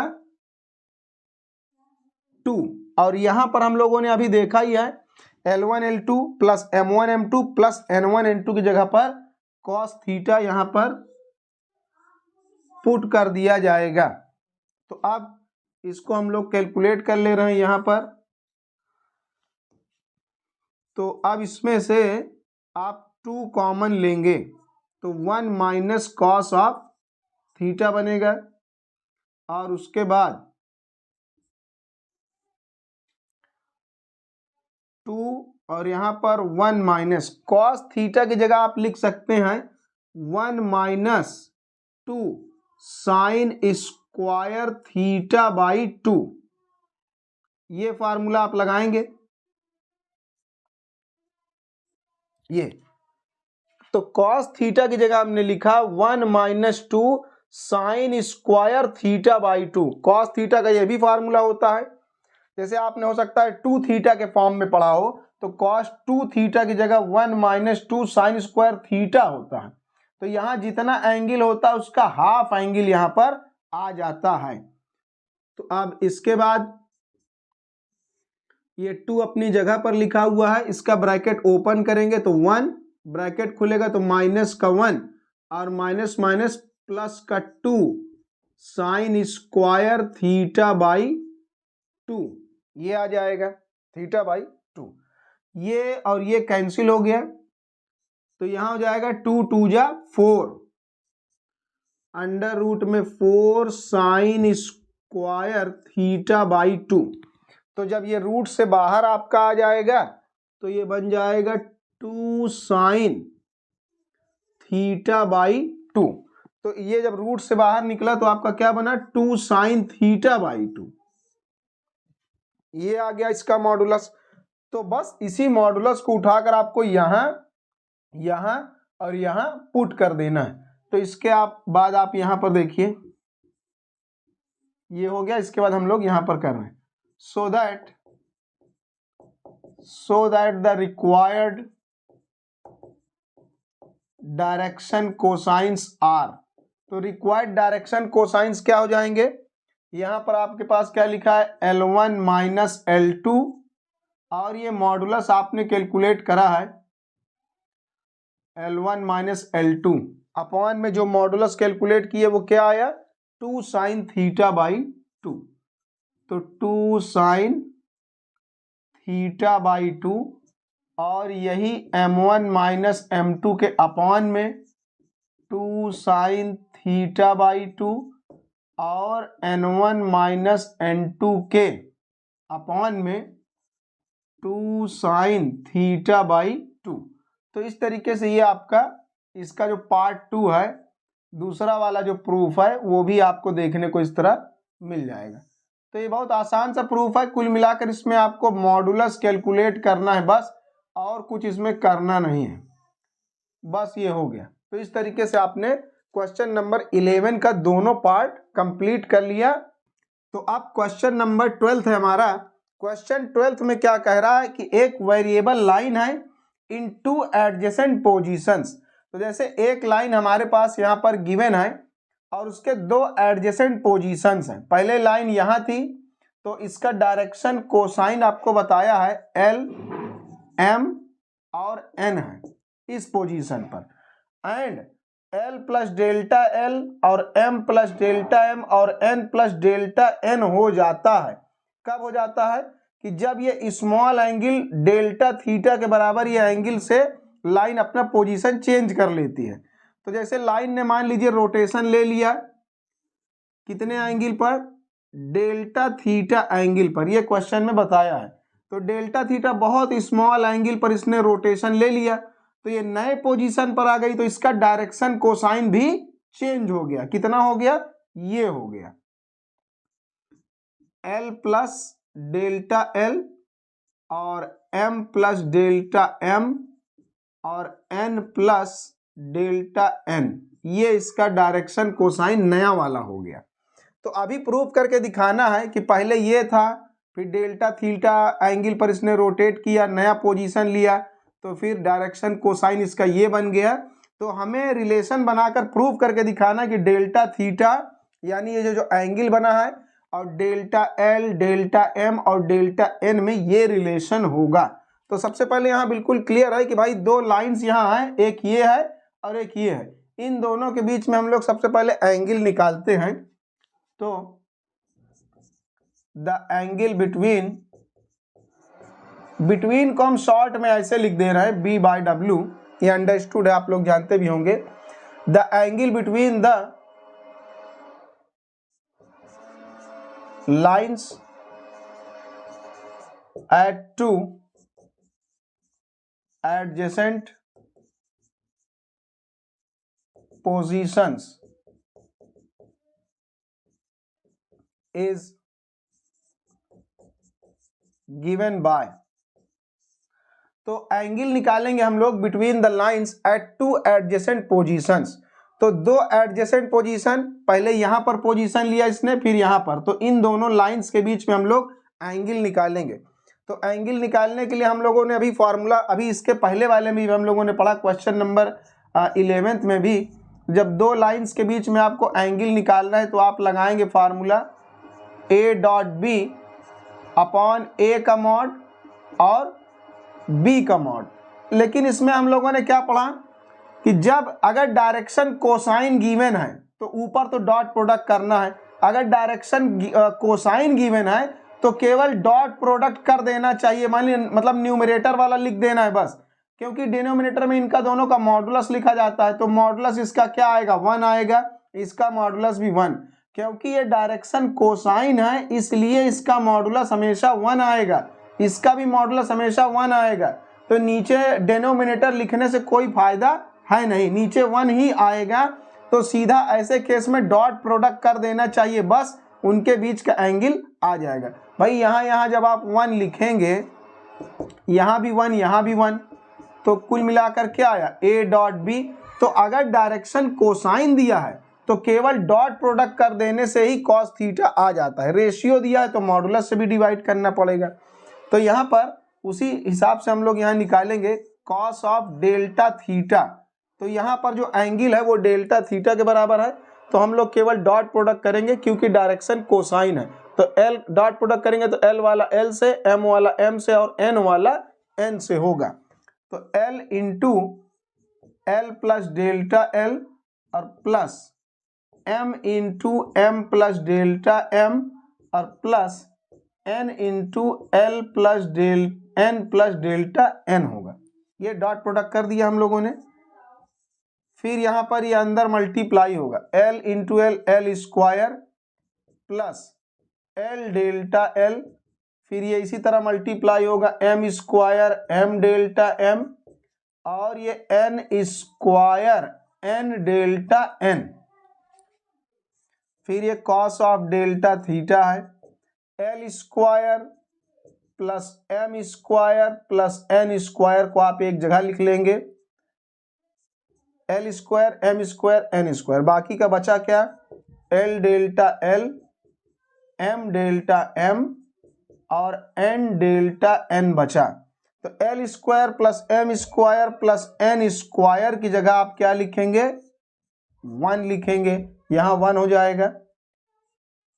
ये आपने पढ़ा इसके बराबर 1 होता ही है। तो यहाँ से आपके पास जो लिखा है बाकी सब वैसे ही रहेगा, L delta L plus M delta M and plus N delta N, इसको आप बना दीजिए इक्वेशन 1।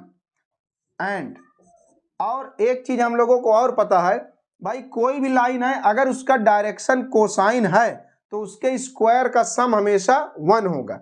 जैसे ये L square plus M square plus N square, ये फर्स्ट पोजीशन पर था तो इसके स्क्वायर का सम 1 होगा, तो इसके स्क्वायर का भी सम होगा 1 के बराबर, क्योंकि कोई भी लाइन का डायरेक्शन कोसाइन अगर गिवन है वो कुछ भी हो तो उसके स्क्वायर का सम हमेशा क्या होता है 1 होता है।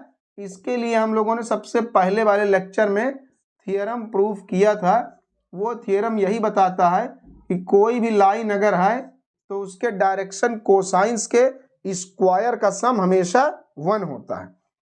तो इसको एक्सपांड करेंगे तो L square plus delta L square plus 2l delta L और ये M square delta M square और 2m डेल्टा m और ये n स्क्वायर फिर डेल्टा n स्क्वायर और 2n डेल्टा n इक्वल में 1।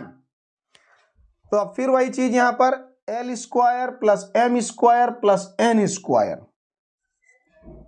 l square plus m square plus n square को हम कलेक्ट कर लेंगे और डेल्टा डेल्टा वाले को इकट्ठा करेंगे, delta L square delta M square and delta N square, इनको हम कलेक्ट कर लेंगे और जहां जहां से 2 कॉमन आएगा 2 कॉमन लेंगे, तो 2 कॉमन लेंगे तो L plus L delta L plus M delta M plus N delta N is equal to 1।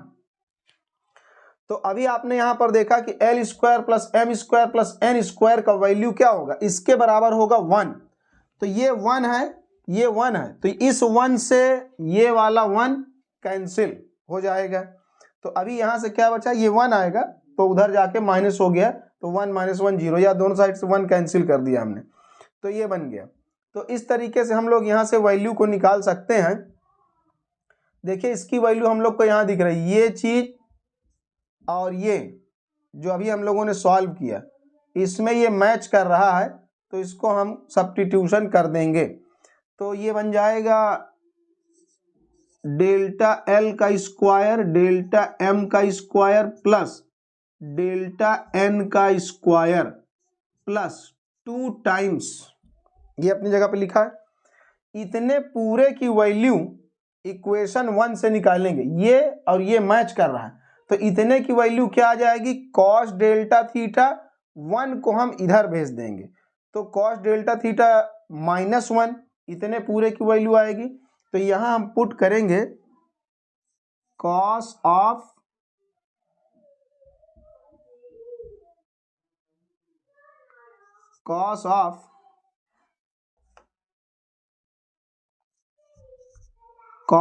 Delta theta -1,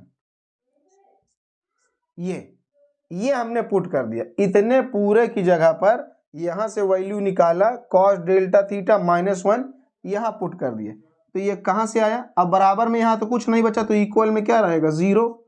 तो ये आपने कहां से किया, फ्रॉम इक्वेशन 1, तो इक्वेशन 1 से ये आपने काम किया। अब इसको सिंप्लीफाई करना है और ये इस तरीके से इसको ले आना है, तो ठीक है। तो ये लिखा हुआ है delta L square plus delta M square plus delta N square, और ये अपनी जगह पर लिखा हुआ है। तो यहां पर हम लोग फॉर्मूला लगाएंगे 1 - 2 sign square delta theta upon 2 and minus का 1।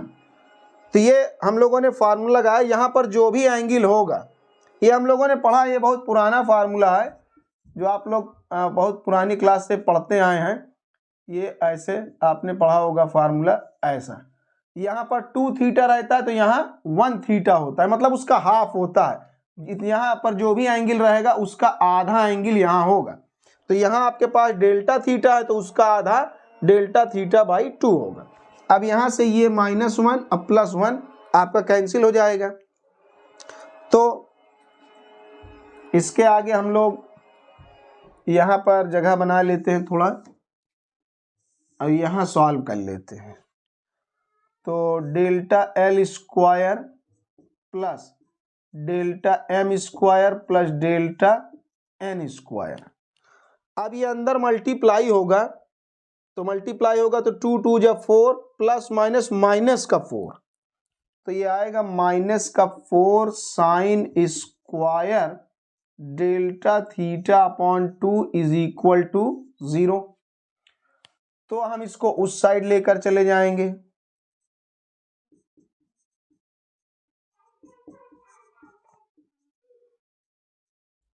तो ये अब उस साइड चला जाएगा। आप इसको ऐसे लिख सकते हैं साइन डेल्टा थीटा अपॉन 2 का होल स्क्वायर, क्योंकि ये साइन के ऊपर स्क्वायर लगा, यानी फंक्शन के ऊपर अगर स्क्वायर लगा हो तो आप इसको होल स्क्वायर लगा सकते हैं। तो यहां पर हम लोग को एक चीज अप्रोक्सीमेशन करना होगा, since delta theta is very small, अगर डेल्टा थीटा बहुत स्मॉल है तो इसके लिए एक रूल होता है, अगर थीटा स्मॉल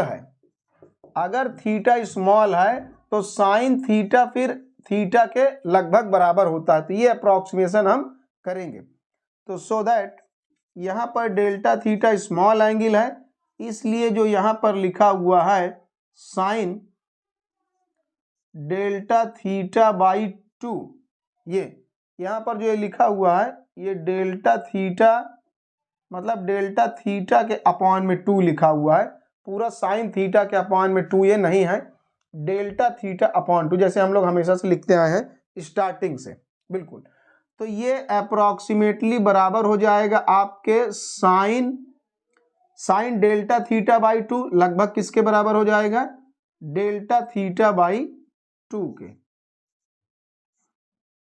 ये इसके बराबर हो जाएगा। तो इस यही रूल से साइन हटा देंगे तो केवल ये थीटा के बराबर होगा। सो दैट इसलिए delta L square plus delta M square plus delta N square is equal to 4। और यहां पर आप साइन डेल्टा थीटा बाई 2 की जगह केवल डेल्टा थीटा बाई 2 लिखेंगे, साइन हटा देंगे। क्यों हटा देंगे? क्योंकि थीटा बहुत स्मॉल है।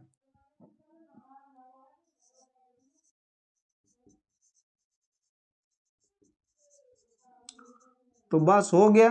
अब ये डेल्टा थीटा का स्क्वायर बाई 4 से 4 कैंसिल हो जाएगा, तो डेल्टा थीटा का स्क्वायर बराबर में delta L square plus delta M square plus delta N का होल स्क्वायर। तो ये आपका क्वेश्चन नंबर 12 कंप्लीट हो गया।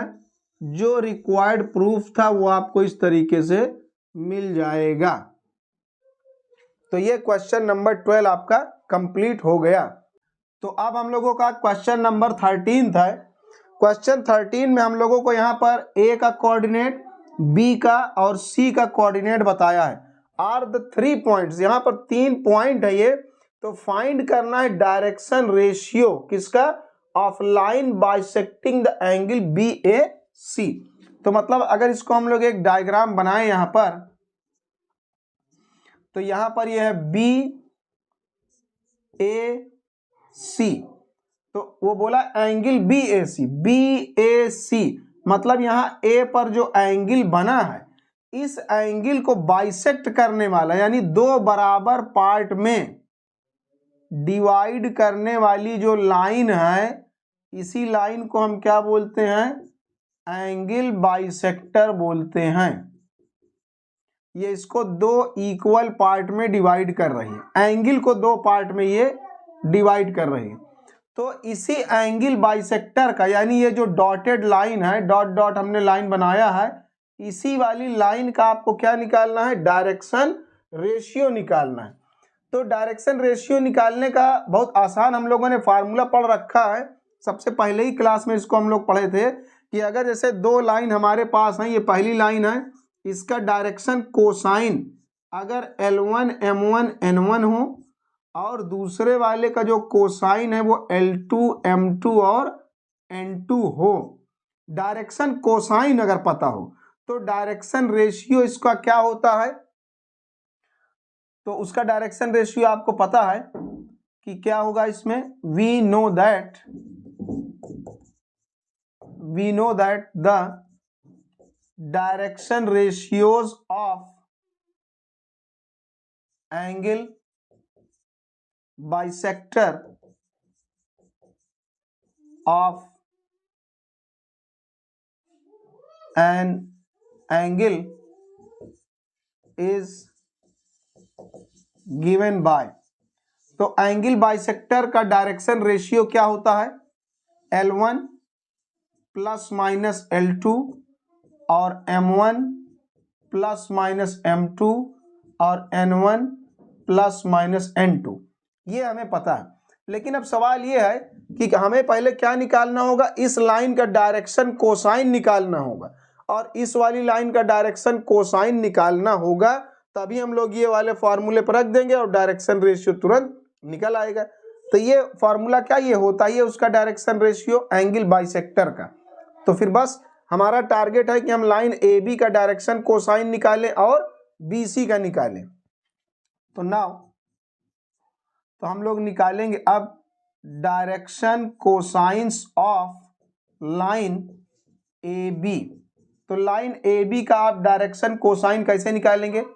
तो ए और बी का आपको कोऑर्डिनेट यहाँ पर बताया गया है। ए का कोऑर्डिनेट आपके पास क्या है? यहाँ पर जैसे ए बी का निकालना है तो ए का आपको कोऑर्डिनेट दिया है 1, -1 और 2, और बी का क्या दिया है? 2, 3, 5 ये बताया है ए बी का। तो जब ए बी का निकालना है तो आप कैसे करेंगे? बी माइनस ए, डायरेक्शन कोसाइन निकालने के लिए बी माइनस ए। तो 2 में से 1 जाएगा तो 1, और 3 में से ये माइनस करेंगे तो 4 आएगा, और 5 में से 3 माइनस करेंगे, 2 माइनस करेंगे तो 3 आएगा। तो ये तो माइनस करने पर तो डायरेक्शन रेशियो आता है, ये रेशियो आया माइनस करने पर। लेकिन अगर इसी का मॉडुलस से डिवाइड करें तो डायरेक्शन कोसाइन आ जाएगा। इसका मॉडुलस क्या होगा, ये हो जाएगा 16 9 25 1 26 अंडर रूट में 26। केवल माइनस करेंगे तो आपको डायरेक्शन रेशियो मिलेगा, और जब मॉडुलस से डिवाइड कर देंगे तो डायरेक्शन कोसाइन आपको मिल गया लाइन ए बी का। एंड इसी तरीके से डायरेक्शन कोसाइंस ऑफ लाइन, ये वाली लाइन ए सी, तो ए सी करेंगे तो यहां पर ए हमारे पास लिखा हुआ है, और सी क्या है, सी का हम लोगों को दिया है 3 -4 एंड 6। तो ए सी का निकालना है, ये यहां पर ए बी था और ये ए सी। तो ए सी का तो पहले सी माइनस ए करेंगे तो 3 में से 1 जाएगा तो 2, और -4 और माइनस का 1 करेंगे तो माइनस माइनस क्या हो जाएगा, ये प्लस का 1 बन जाएगा, तो ये आ जाएगा -3, और 6 में से 2 जाएगा तो 4। तो माइनस जब केवल करेंगे तो रेशियो आएगा, तो हमें तो डायरेक्शन कोसाइन निकालना है, डायरेक्शन रेशियो आई है, तो मॉडुलस से डिवाइड करें। इसका मॉडुलस क्या आएगा, अंडर रूट में यहाँ से 16 9 25 और 4 29 29 मॉडुलस से डिवाइड करेंगे।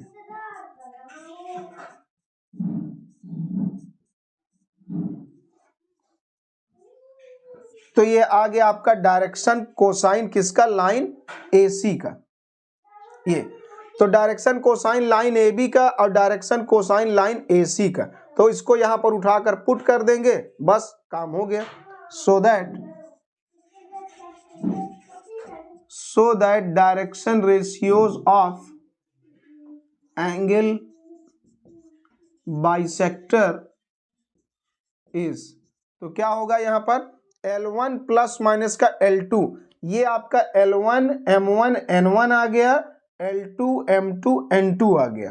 तो यहाँ पर L1 प्लस माइनस L2 यानी 1/√26 प्लस माइनस का 2/√29, फिर M1 प्लस माइनस M2, ये M1 है और ये M2 है, तो 4/√26 और प्लस माइनस का, इसका साइन तो पहले से ही चेंज है, यहाँ पर जब इसको प्लस करेंगे तो ये माइनस हो जाएगा और माइनस करेंगे तो प्लस हो जाएगा। इस यहाँ प्लस माइनस लिखेंगे तो यहाँ माइनस प्लस लिखेंगे, क्योंकि ये माइनस में है ना, इसलिए इसका साइन इससे इन्वर्ट हो जाएगा। तो 3/√29 होगा, और लास्ट में N1 plus minus N2, N1 plus minus N2, तो ये आपका रिक्वायर्ड सॉल्यूशन आ जाएगा। तो ये रिक्वायर्ड डायरेक्शन रेशियो आपका आ गया। तो ये जो आपका एंगल बाइसेक्टर निकला, ये एक्चुअल में दो लाइन जब इंटरसेक्ट करती है तो उसके दो एंगल बाइसेक्टर्स होते हैं। जैसे ये आगे जाएगा, जब ये आगे जाएगा तो इसके दो एंगल बाइसेक्टर होंगे। जैसे ये लाइन को अगर और आगे एक्सटेंड किया जाए तो ऐसे क्रॉस कर जाएंगी, तो एक एंगल बाइसेक्टर तो ये बन रहा है और दूसरा एंगल बाइसेक्टर ये बन रहा है। लेकिन आपसे क्वेश्चन में केवल एक एंगल बाइसेक्टर पूछा, ये वाला बस, दूसरा वाला तो पूछा नहीं। अगर ये लाइन आगे और जाती तो फिर ये वाला एंगल बनता, इसका भी बाइसेक्टर होता। तो इसमें दोनों बाइसेक्टर आपके हैं। अगर आप प्लस में लेंगे तो पहला वाला एक्यूट एंगल का बाइसेक्टर आ जाएगा, और माइनस में ले लेंगे तो जो ये बड़ा वाला एंगल बना है ऑब्ट्यूस वाला, यानी ये वाला, इसका आ जाएगा। तो आपसे तो केवल एक पूछा है क्वेश्चन में, तो आप जो है केवल एक लिख दीजिए बस, तो इसका फाइनल आंसर आपका आ जाएगा। केवल एक ही लिखना है, तो इसलिए आपका फाइनल आंसर एक्चुअल में ये हो जाएगा, ये दोनों का है। तो अगर एक्यूट एंगल का बोलेगा तो आप केवल प्लस वाला लिख दीजिए बस। प्लस, लेकिन यहाँ पर तो माइनस लगा हुआ था, तो ये वाला जैसे यहाँ प्लस लेंगे तो प्लस, फिर ये माइनस में है, फिर ये प्लस, तो ये तो माइनस में था पहले से, तो यहाँ माइनस ही लगाना पड़ेगा। 4/√26 एंड माइनस का 3/√29 और फिर 3/√26 प्लस का 4/√29। तो ये आपका आंसर आ जाएगा इस वाले के लिए। अगर आप दोनों को इकट्ठा लिख देंगे तो इसके दोनों एंगल बाइसेक्टर जो हैं, एक ये वाला और ये वाला, दोनों एंगल बाइसेक्टर के रेशियोज ये हैं। लेकिन आपसे केवल एक्यूट वाला या तो ये वाला एक ही आपसे पूछा है। अगर एक ही पूछा है, अब एक्यूट होगा, ऑब्ट्यूस होगा, कुछ भी हो सकता है, लेकिन एक ही पूछा है केवल एक एंगल का, ये वाला। हो सकता है यही वाला ऑब्ट्यूस हो, ये एक्यूट बन जाए, तो कोई दिक्कत नहीं है। तो आप पहला वाला प्लस लगा कर लिख दीजिए, तो वो आपका ये फाइनल आंसर ये आ जाएगा। और इसको लिख देंगे तो दोनों का हो जाएगा, तो ये दोनों इकट्ठा है और ये एक का है। और अगला वाला लिखना है तो आप माइनस में लिखेंगे, ये माइनस, फिर ये प्लस, फिर ये माइनस। तो इस तरीके से ये इसका आंसर ये लिख जाएगा फाइनल। तो अब हम लोगों के पास क्वेश्चन नंबर 14 था। तो क्वेश्चन 14 में बता रहा है, show that the lines whose direction cosines LMN are given by the equation. तो कुछ मतलब लाइन है, दो लाइन है एक्चुअल में। जब इनको सॉल्व करते हैं तो LMN की दो वैल्यूज मिलती हैं, इसीलिए यहाँ पर लाइन्स लिखा हुआ है। तो जब इन दोनों को सॉल्व करेंगे तो LMN की दो वैल्यूज मिलेंगी, तो वो दोनों लाइंस आपस में राइट एंगल 90 डिग्री का एंगल बनाती हैं। और तो उसको हमको प्रूव करके दिखाना है कि वो 90 डिग्री का एंगल बना रही हैं दोनों लाइंस, जो इन दोनों इक्वेशन को क्या करती हैं, सेटिस्फाई करती हैं। तो सबसे पहले ये दोनों गिवन इक्वेशंस हैं। इन गिवन इक्वेशन को हम सॉल्व करके LMN की पॉसिबल वैल्यूज निकालेंगे। एक्चुअल में इसको सॉल्व करेंगे तो LMN की दो वैल्यूज निकलेंगे, दो सेट निकलेगा। एक को हम L1 M1 N1 कहेंगे और दूसरे को L2 M2 और N2 कहेंगे। फिर उनके बीच का एंगल निकालेंगे तो वो 90 डिग्री आएगा, तो प्रूफ हो जाएगा कि लाइन जो है राइट एंगल पर हैं। तो यहाँ पर सबसे पहले हम लोग अपना क्वेश्चन नोट कर ले रहे हैं। गिवन दैट, क्या क्वेश्चन बताया गया है, मतलब इक्वेशन क्या गिवन है, 12 + 2m - n = 0। ये है इक्वेशन 1। और mn + nl + lm = 0, ये है दूसरा इक्वेशन। तो हम लोग इक्वेशन 1 से n का वैल्यू निकाल कर इक्वेशन 2 में रख देंगे और फिर सॉल्व करेंगे। कोई भी वेरिएबल का वैल्यू आप निकाल सकते हैं 1 से और 2 में पुट करेंगे। तो फ्रॉम इक्वेशन 1 से हम n का वैल्यू निकालेंगे, तो 2l + 2m = n हो जाएगा, n उस साइड चला जाएगा। तो कुल मिलाकर हम लोगों को n = मिला, 2 कॉमन लेंगे, l + m। अब इसके बाद पुटिंग दिस वैल्यू, अब इस वैल्यू को इन इक्वेशन 2 वी गेट, इसको उठाकर हम लोग इक्वेशन 2 में पुट करेंगे।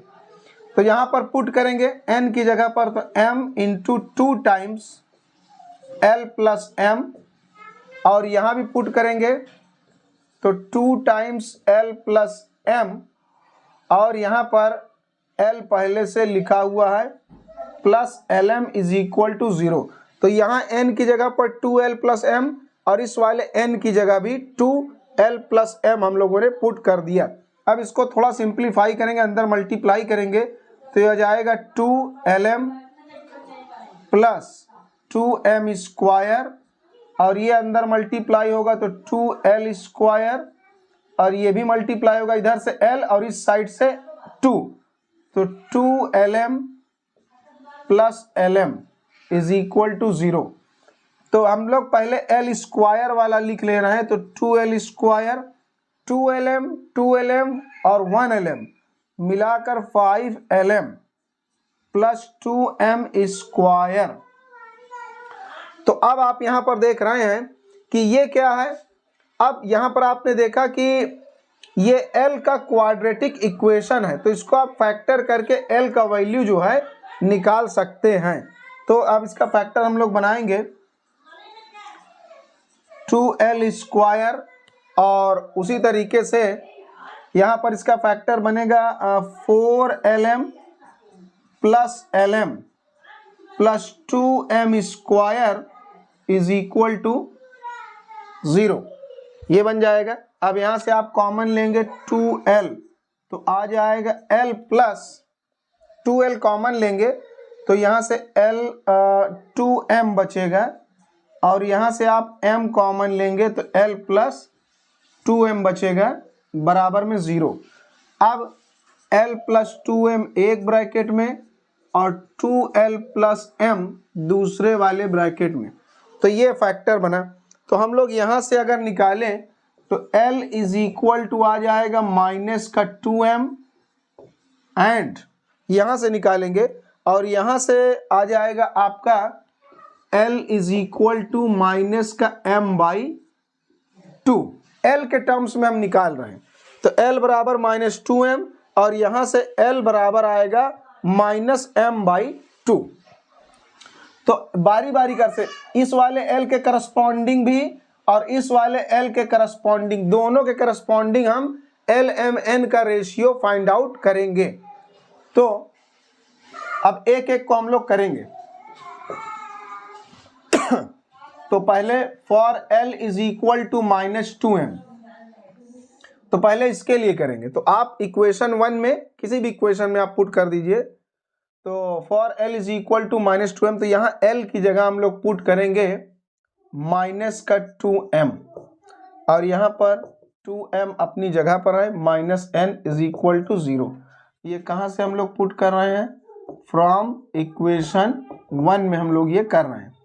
तो ये हो जाएगा आपके पास माइनस का 4M plus 2M minus n is equal to 0। तो ये आ जाएगा माइनस का 2M minus n is equal to 0। उसके बाद minus 2M is equal to आ जाएगा n। यहीं पर हम लोग इसको पड़ा रहने देंगे, क्यों? क्योंकि L बराबर हमने लिया है माइनस 2M और यहाँ माइनस 2M के बराबर क्या है, n है। तो ये माइनस 2M यहाँ पर भी है, यहाँ पर भी है, तो ये तीनों में कनेक्शन बना रहा है। सो दैट अब हम लोग देख रहे हैं कि माइनस 2M के बराबर L भी है और माइनस 2M के बराबर n भी है। तो इससे इनकी करस्पॉन्डिंग वैल्यूज हम लोग निकाल पाएंगे। तो हम लोग क्या करेंगे, 2 को डिवाइड कर देंगे पूरे में, क्योंकि जो अपॉन वाला होगा वही रेशियो होगा, मल्टीप्लाई में जो नंबर होता है वो रेशियो नहीं होता है, तो इसलिए डिवाइड वाले को करेंगे। तो 2 से पूरे में डिवाइड करेंगे, तो यहाँ से आ जाएगा L बाई 2 और यहाँ से आ जाएगा M बाई, यहाँ तो इसके अपॉन में जब कैंसिल हो जाएगा 2 तो कुछ नहीं बचेगा, 1 बचेगा, और ये माइनस को हम नीचे लगा देंगे और यहाँ से n बाई 2। तो यहाँ से LMN के करस्पॉन्डिंग एक वैल्यू हम लोगों ने निकाल लिया, LMN के करस्पॉन्डिंग 2 माइनस 1 और 2 हम लोगों को मिला। एंड उसी तरीके से फॉर जो दूसरा वाला कंडीशन है, for L is equal to minus M by 2 करेंगे इसके लिए। तो L की जगह पर यही इक्वेशन 1 में चाहे 2 में पुट कर सकते हैं, लेकिन इक्वेशन 1 थोड़ा इजी है तो इसमें आराम रहेगा। तो यहाँ L की जगह पर आप पुट करेंगे माइनस M बाई 2 और यहाँ प्लस का 2M minus n is equal to 0। ये भी कहाँ से आया, फ्रॉम इक्वेशन 1 से आ गया। तो ये जो है आपका L की जगह हम लोग को यहाँ पर पुट करना है, ये आपका 2 बना हुआ है, ये 2 है, 2 अपनी जगह पर रहेगा, L की जगह हमने माइनस M बाई 2 रख दिया। तो ये 2 से 2 आपका कैंसिल हो जाएगा, माइनस का M और यहाँ पर 2M minus n is equal to 0। तो ये सॉल्व करेंगे तो आप आ जाएगा यहाँ से M and minus n is equal to 0, तो M बराबर आ जाएगा n। तो हम लोग M को ऐसा बनाएंगे कि ये दोनों में कनेक्शन करें। यहाँ पर माइनस M बाई 2 है, तो इसमें क्या करेंगे हम लोग, दोनों तरफ 2 से डिवाइड करेंगे और यहाँ दोनों साइड माइनस लगा देंगे। जैसे ये इसी की तरह बन जाए, जो हम लोग लेकर चले हैं उसी की तरह बन जाए तो तीनों में कनेक्शन बनाना आसान हो जाएगा। तो अब ये हो गया काम। सो दैट यहाँ L के बराबर आपने क्या लिखा था, -m/2, और यहाँ पर -m/2, यही -m/2 -n/2 के बराबर है, -n/2। L के नीचे अब यहाँ कुछ नहीं है तो मान लीजिए 1 है, तो इसको थोड़ा सा एक लाइन और हम लोग लिखें, ये जो माइनस है उसको नीचे लगा दें और ये वाला माइनस भी नीचे लगा दें। तो ये LMN के करस्पॉन्डिंग आपको दूसरी वैल्यू मिल गई। तो नाउ अब हम लोग इसके बीच का एंगल निकालेंगे। हम लोग को प्रूव करना है कि क्या है, राइट एंगल है।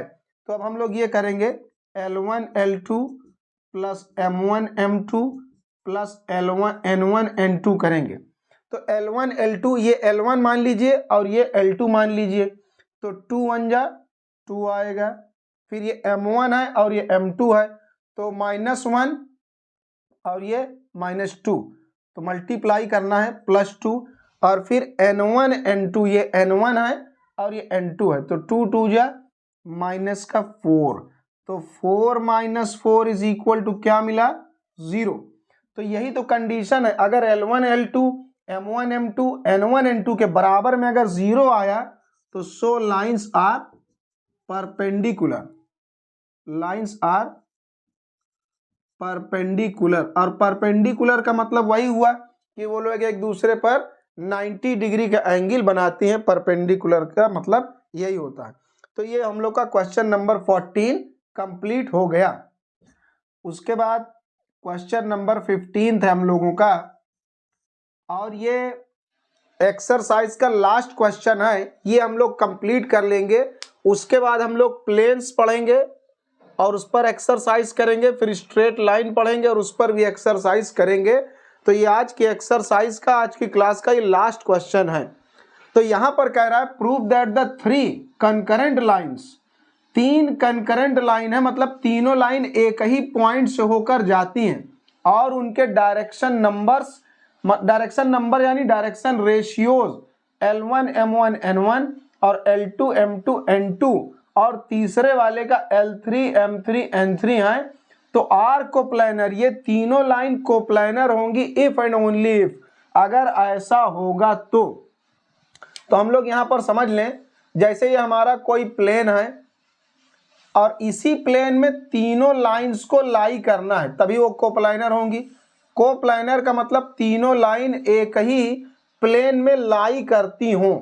जैसे एक लाइन ये है, फिर एक लाइन ये है, एक लाइन ये है, तो तीनों एक ही प्लेन में ऐसे लेटी हुई हैं। ये नहीं कि एक लाइन ऐसे है तो दूसरी वाली लाइन ऐसे भाग जाए तो ये दूसरे प्लेन में लाई करेगी। तो एक ही प्लेन का मतलब इसी प्लेन में ऐसे ऐसे और ऐसे ड्रॉ करी जाएंगी। तो तीनों कंकरेंट हैं, एक लाइन ये है, एक ये है और एक ये है। कंकरेंट है यानी एक ही पॉइंट से होकर जाती हैं। ये भी बताया है कि कंकरेंट लाइंस हैं, उनके डायरेक्शन नंबर भी बताए गए हैं और तीनों के तो कोप्लानर होंगे। तो ये कंडीशन होगी, ऐसा ही प्रूव करके बताना है हम लोगों को। तो हम लोग यहाँ पर ये अज्यूम कर ले रहे हैं कि प्लेन के ऊपर एक नॉर्मल वेक्टर है। ऐसा हमने मान लिया कि प्लेन के ऊपर एक नॉर्मल वेक्टर है, ये है प्लेन के ऊपर नॉर्मल वेक्टर। तो उसका डायरेक्शन नंबर या डायरेक्शन रेशियो हम लोग अपने से अज्यूम कर ले रहे हैं LMN। तो अब आप यहाँ पर ध्यान से देखिए, जैसे ये हमारा प्लेन है तो प्लेन में कोई भी लाइन ड्रॉ करी जाए और ये प्लेन के ऊपर नॉर्मल है, तो यहाँ पर कोई भी लाइन हम ड्रॉ करें, चाहे ऐसे ड्रॉ करें चाहे ऐसे ड्रॉ करें, किसी भी तरीके से ड्रॉ करेंगे तो यहाँ पर जो प्लेन में खींची गई जो लाइंस हैं वो इस नॉर्मल के साथ हमेशा 90 डिग्री का एंगल बनाएंगे। देखिए ये लाइन है, इसको हम आपको ऐसे करके दिखा रहे हैं, ये लाइन और ये नॉर्मल, इसके बीच में 90 डिग्री का एंगल है। अगर हम लाइन को ऐसे कर दे रहे हैं फिर भी इनके बीच में 90 डिग्री का एंगल है, चाहे ऐसे कर दे, तो कैसे भी लाइन को रखा जाए प्लेन में ये नॉर्मल के साथ हमेशा 90 डिग्री का एंगल ही बनाएंगी। तो यहाँ पर हम लोग यही टेक्निक का यूज करेंगे। तो let LMN be the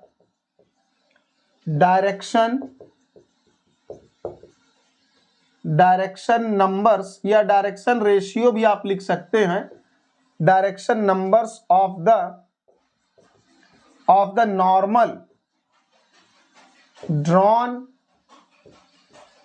on, normal drawn जो कि नॉर्मल खींचा गया है, normal drawn on the plane which contains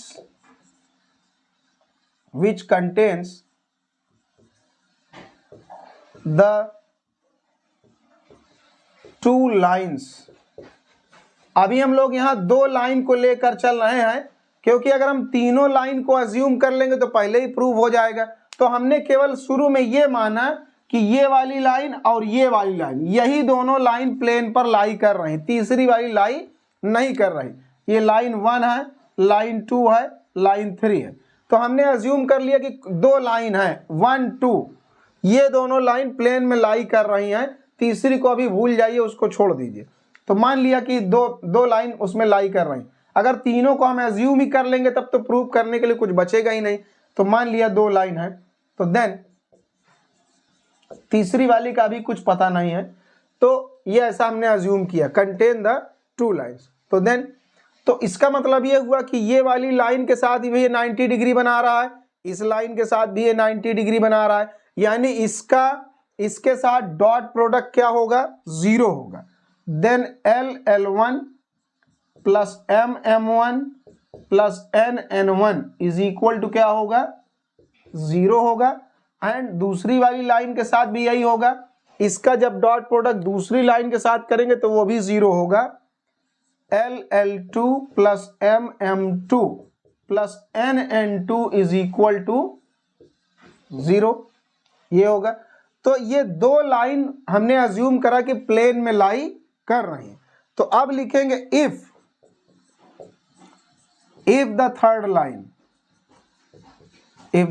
line also lie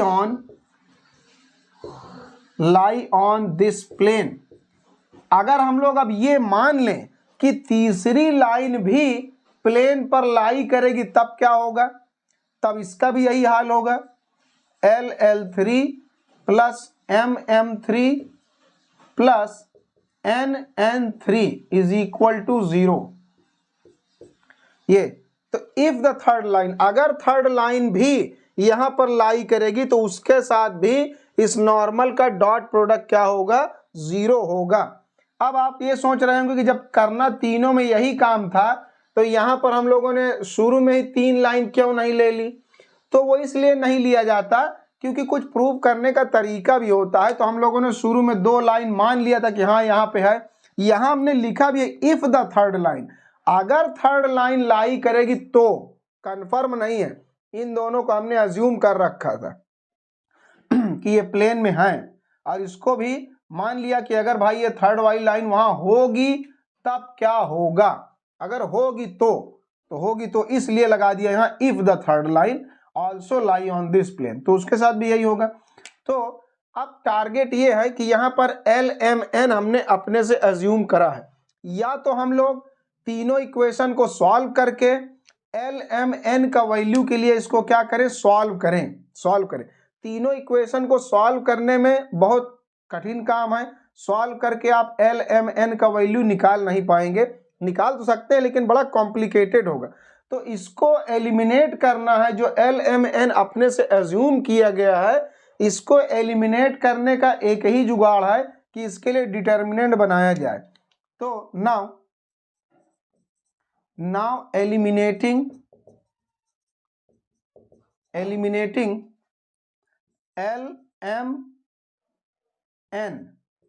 LM और N को एलिमिनेट करेंगे from equations 1 2 and 3 we get. तो LMN जो अपने से अज्यूम किए हैं उसको हम एलिमिनेट करें अगर इक्वेशन 1 2 3 से, तो हमें मिलेगा यही डिटर्मिनेंट L1 M1 N1 और L2 M2 N2 और L3 M3 and N3 is equal to 0। आप चाहे तो कैलकुलेशन कर भी सकते हैं, तो ये इसका प्रूव हो गया, हेंस प्रूव्ड। आप चाहे तो अपना तरीका भी अपना सकते हैं, जैसे हम लोग सब्स्टिट्यूशन करते हैं। फर्स्ट वाले इक्वेशन से कोई n का वैल्यू निकाला, आपने यहाँ पुट कर दिया और यहाँ पुट कर दिया, तो n गायब हो गया 2 3 से। उसके बाद फिर इन दोनों की हेल्प से आप सॉल्व करके l और m का वैल्यू निकालेंगे। तो 3 इक्वेशन की मदद से आप सब्स्टिट्यूशन वगैरह करके, कैलकुलेशन करके या एलिमिनेशन मेथड से आप l m n को गायब कर सकते हैं। तो गायब करने पर एक इक्वेशन बनेगा थोड़ा लंबा चौड़ा, तो वो इक्वेशन इसी के बराबर होगा। जब आप इसको डिटर्मिनेंट वाले फॉर्मूला से एक्सपेंड करेंगे, तो इसका जो एक्सपेंशन करने पर जो आंसर आएगा, जब आप सब्स्टिट्यूशन करके एक दूसरे में वैल्यू को रख रख कर एल एम एन को गायब करेंगे, तो वो इसी के बराबर आएगा। तो यही आपका रिक्वायर्ड सोल्यूशन होगा।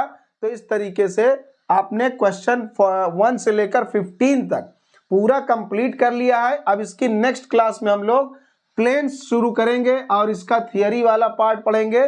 पार्ट उसको पढ़ लेंगे जब थियरी वाला, तब हम लोग फिर एक्सरसाइज करेंगे। उसी तरह स्ट्रेट लाइन और उसका भी एक्सरसाइज एंड सो ऑन। इस तरह धीरे धीरे सिलेबस हमारा आगे बढ़ेगा।